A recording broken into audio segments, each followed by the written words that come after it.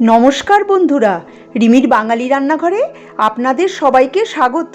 আজ আমি শেয়ার করব সুজির হালুয়া রেসিপি। খুব সহজ পদ্ধতিতে 10 মিনিটে দুর্দান্ত স্বাদের এই সুজির হালুয়া বানিয়ে ফেলতে পারবেন। এটি খেতে খুবই সুস্বাদু আর মুখে দিলে মিলিয়ে যায়। ভিডিওটা একটা লাইক দিয়ে পুরোটা দেখবেন যাতে কোনো স্টেপ আপনি মিস না করে যান। নতুন বন্ধু হয়ে থাকলে সাবস্ক্রাইব করে বেল আইকনটি প্রেস করে দেবেন। তবে বন্ধুরা চলুন দেরি না করে দেখে নিই আমি কিভাবে এই রেসিপিটা বানাবো।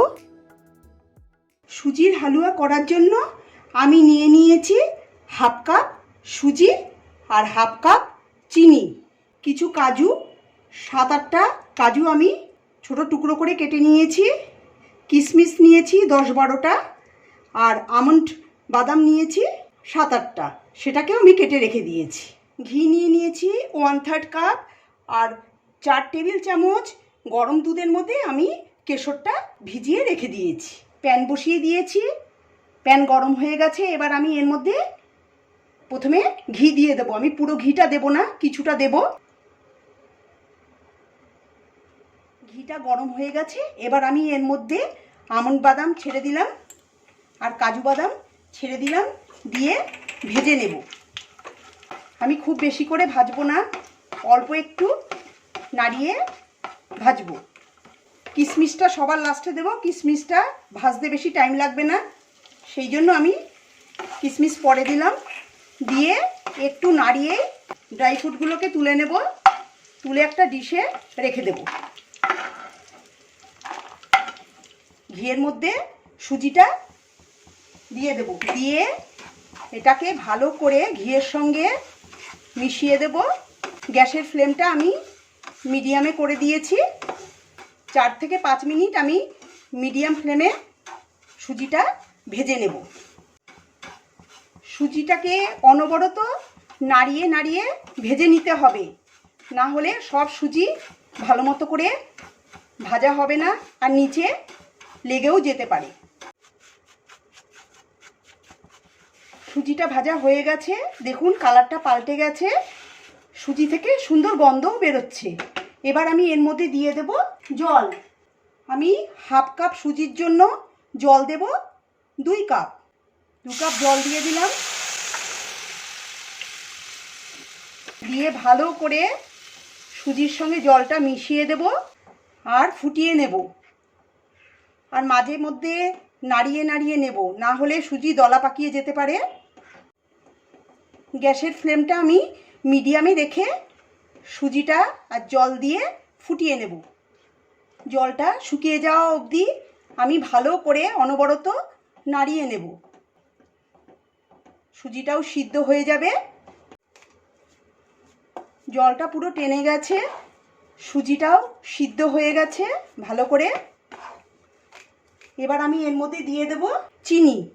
আমি হাফ কাপ সুজির জন্য হাফ কাপ চিনি দিয়ে দিচ্ছি।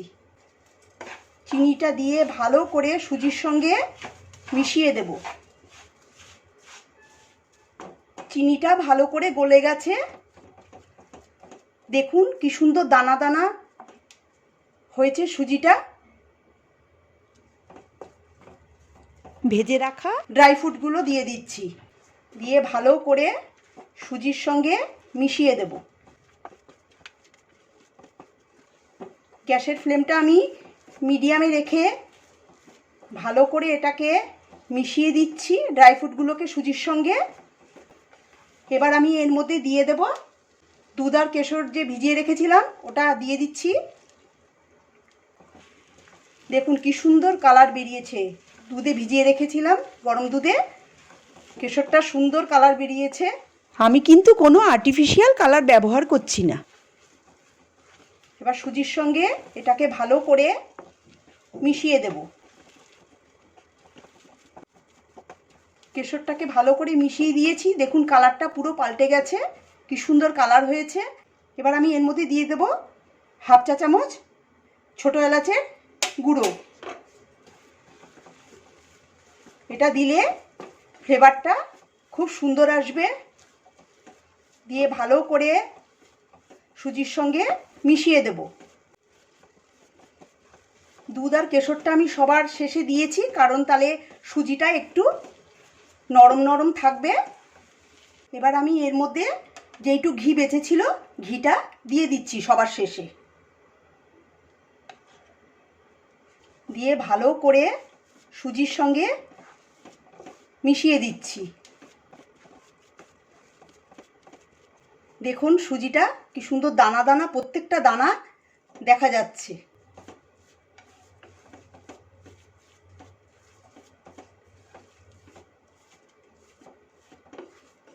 সুজিটা রান্না হয়ে গেছে, গ্যাস আমি বন্ধ করে দিচ্ছি, গরম গরম সার্ভ করে দেব। এই রেসিপিটা খুবই চটজলদি তৈরি হয়ে যায়, আপনারা এটা ডেজার্ট হিসেবে পরিবেশন করতে পারেন।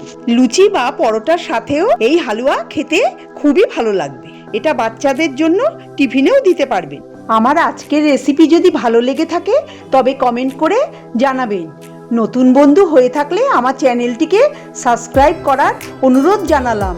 পাশে থাকা বেল আইকনটি নিশ্চয়ই প্রেস করে দেবেন, তাতে আমি নতুন রেসিপি আপলোড করলেই আপনাদের কাছে নোটিফিকেশন পৌঁছে যাবে।